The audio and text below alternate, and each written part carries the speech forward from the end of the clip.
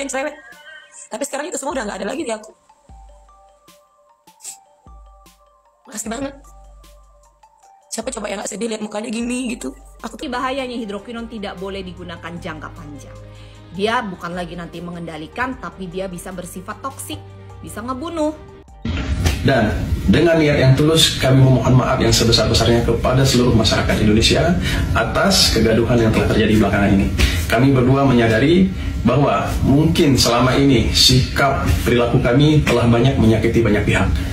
Dan kami penuh dengan penyesalan akan berkomitmen terus untuk belajar menjadi. Niki sampaikan sama tim kakak, sama Dokter Oki, kalau terjadi apa-apa dengan istriku, urusan kalian di dunia ini gak selesai sama saya ya. Salah gue di mana?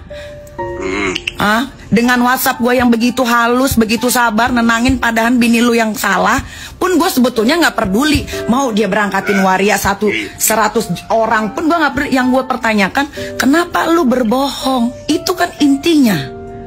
Udah gini aja kan Niki, supaya nggak bener nggak? Kan dari awal Bang Fitra diajak juga untuk ngomong. Kakak, saya mau tanya sama kakak mau meluruskan masalah ini nggak kira-kira? Lah kenapa ngomong ke orang-orang gua meres? Nggak mau meluruskan masalah. Bukan, nggak bisa. Ini pemerasan ini harus dikelirkan. Gua nggak pernah meres, nggak mau gue. Kalaupun orang mau pakai jasa gua, ya untuk misalkan gini, Kak jangan di review dong. Ya udah, apa imbalannya? Ya udah lurusin bayar gua. Itu fair. Itu fair dengan apa yang sudah mereka lakukan, penipuan-penipuan di luar sana. Itu fair, itu tidak ada yang dibilang namanya pemerasan. Tapi pertanyaan gue di kasus ini, gue meresnya di mana? Kan gue juga ngomong. Itu saya mau jelaskan. Kan gue juga ngomong nih sama lu nih Bang Fitra ya. Gue bilang, Bang, kalau kayak gini gue minta dibayar as a profesional. Benar nggak? Ada WhatsAppnya? Ada nggak gue bilang gini, lu harus bayar gue ya, gue nggak terima ya, gue digini-gini. Kagak gue bilang begitu. Oke. Memang bukan kakak yang bilang. Memang itu bukan kakak, kita tahu. Tetapi itu kan orang-orang samping kakak juga ada ngomong ke kita. Samping-samping orang yang ada di sekeliling gue itu pasti bilangnya gini, Nik lu tuh bodoh banget, lu ngebelain orang yang udah ngebohongin lu jelas-jelas begitu. Lu harusnya minta bayar lu secara profesional. Tapi gue tidak ada, lu pengen. Udahlah buat gue yang udah ya udah, gue nggak mau kenal lagi. Oh berarti gue cukup tahu aja. Jadi akhirnya diketoklah keputusan yang nanti Doktif akan share ke teman-teman. Ya untuk apa? Untuk membela konsumen, untuk membela masyarakat yang selama ini bertahun-tahun kalian udah ditipu, berjuta-juta duit kalian udah diambil sama mereka. Ya, jadi kalau saran Doktif udah boykot aja deh. Ya, beli produk dari owner skincare Bang Flexing, udah nggak usah lagi, gitu ya guys ya. Oke, kita tunggu. Dia punya bukti-buktinya, say. Semuanya itu tuh hasil tes labnya.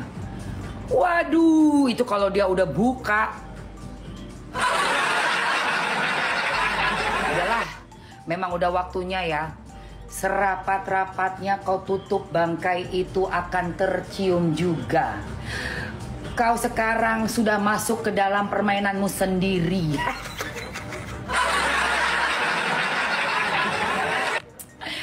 Rakyat sudah terbuka lebar sekarang untuk melihat. Yeay. Cari titik permasalahannya di mana ya.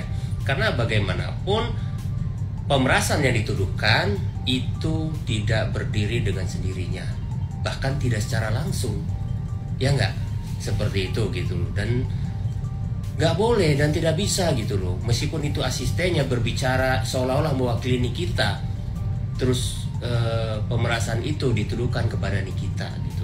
Jadi itulah gitu yang masih membuat saya hari ini pun masih bingung dan menggelitik.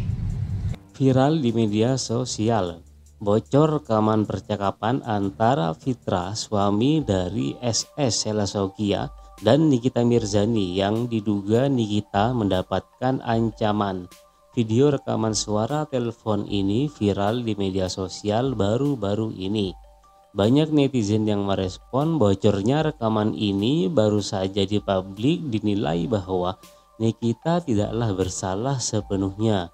Kasus ini tidaklah berdiri sendiri atas pemerasan, melainkan ada faktor lain yaitu penipuan berkedok mafia besar dokter. Doktif dan Emma Waroka menilai jika kasus ini dibongkar di publik, maka akan ada kasus mafia skincare besar di negeri ini akan terbongkar gamblang. Salah satunya yaitu milik Dr. Richard Lee.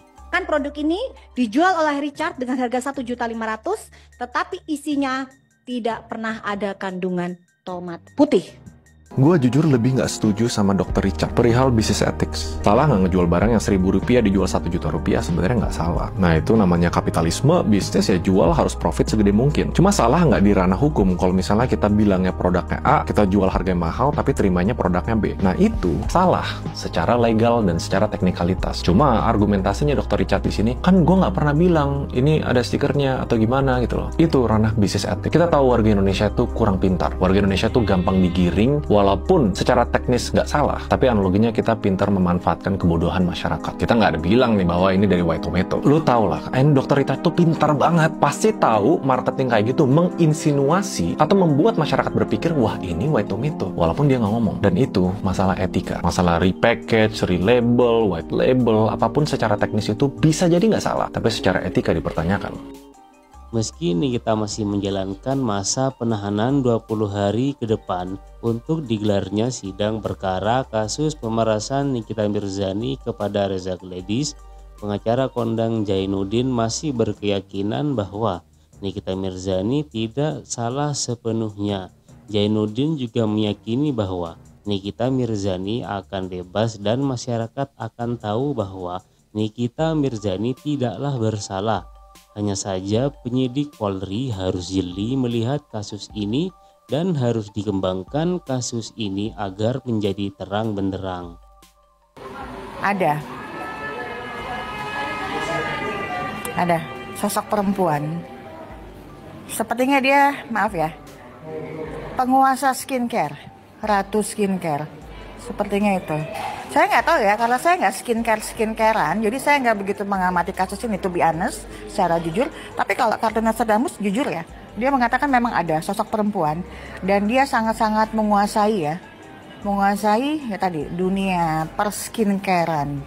Karena ada ketersinggungan ya, juga ada merasa terintimidasi. Loh kok Dr. RG yang misalnya udah bonafit, itu aja bisa diotak-acak ya, bisa dijatuhkan dengan bad image atau bad review dari artis NM. Wah, gimana nanti produk gue nih, brand gue gimana? Otomatis saya bisa jamin hampir seluruh pemilik skincare akan mendukung langkah Dr. RG. Saat ini pun saya masih berkeyakinan bahwa Nikita itu tidak seperti yang dituduhkan. Itu saya meyakini, tapi bagaimanapun kita harus tetap menghormati apapun yang dilakukan oleh pihak kepolisian ya. Bagaimanapun saya tetap mengapresiasi langkah kepolisian. Artinya kita berharap dari kejadian Nikita ini pihak penyidik juga mampu mengembangkan ataupun mencari titik permasalahannya di mana ya.